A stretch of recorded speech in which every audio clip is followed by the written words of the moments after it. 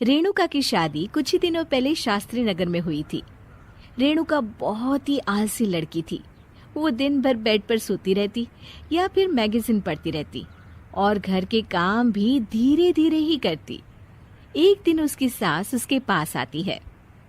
बहू, आज बेसन का चिला बना दे, बड़ा मन कर रहा है। हाँ मम्मी जी, बनाती हूँ थोड़ी देर में। थोड़ी देर में? अरे थोड़ी देर में तो रात के खाने का वक्त हो जाएगा बहू। अच्छा मम्मी जी, तो फिर आप रात का खाना ही खा लीजिएगा ना। हे भगवान, कैसी आलसी बहू मिली है मुझे, हर काम को बस टालती ही रहती है। रेणुका दिन भर बस आलस पना ही करती रहती।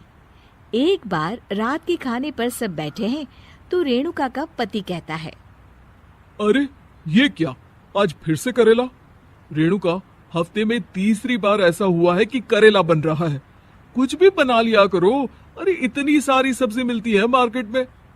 हाँ, पर अब कौन मार्केट जाए और सब्जी लेकर आए, इसीलिए जो था घर पर वही बना दिया।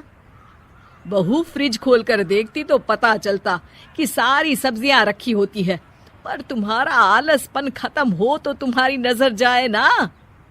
विशाल कमरे में आकर रेणुका से पूछता है, रेणुका, मैंने कहा था तुमसे कि मेरे लिए रुमाल ले आना। मेरे सारे रुमाल खराब हो गए हैं। तुम ले आई क्या? आज नहीं गई, कल ले आऊंगी। ओफो, पिछले 4 दिनों से मैं यही सुन रहा हूँ। बिना रुमाल के ऑफिस जाना पड़ रहा है। तुम तो बहुत ही आलसी होती जा रही हो रेणुका। आपको रुमाल की जरूरत है ना, तो खुद ही खरीद लीजिए ना। हाँ, अब वही करूंगा। तुम्हारे भरोसे बैठा रहा तो कुछ नहीं होगा। एक दिन दरवाजे पर बेल बज रही होती है और रेणुका सोफे पर बैठी होती है, पर आलस में दरवाजा खोलती ही नहीं।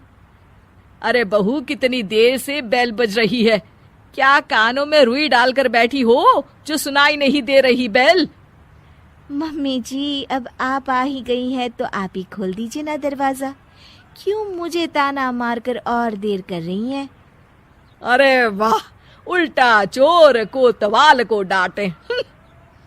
सास दरवाजा खोलती है तो उसकी पड़ोसन दरवाजे पर खड़ी होती है। दरवाजा खोलने में इतनी देर क्यों हो गई? सब सो गए थे क्या? और ये भी कोई वक्त है क्या सोने का? हाँ?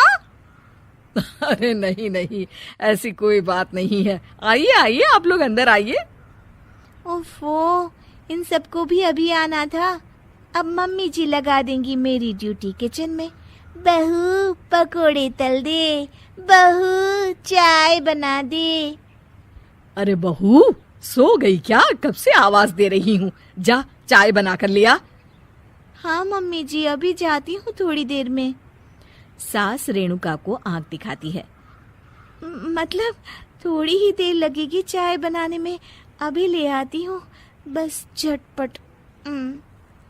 रेणुका रसोई में जाती है और इसी आलसीपन में वो चीनी की जगह नमक डाल देती है। जैसे ही सब चाय का घूंट भरते हैं, चाय थूक देते हैं। थू थू थू थू, ये कैसी चाय बनाई है तूने रेणुका? इसमें तो सारा नमक भरा है। हाँ, और ये पकोड़े, इसमें इतनी मिर्च है कि मेरी तो हालत ही खराब हो गई खाकर।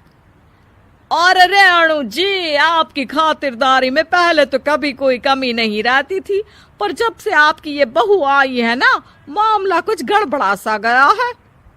हाँ हाँ, जहाँ आप इतनी एक्टिव है, वहीं आपकी बहू एकदम आलसी, एकदम राम मिलाई जोड़ी लगती है।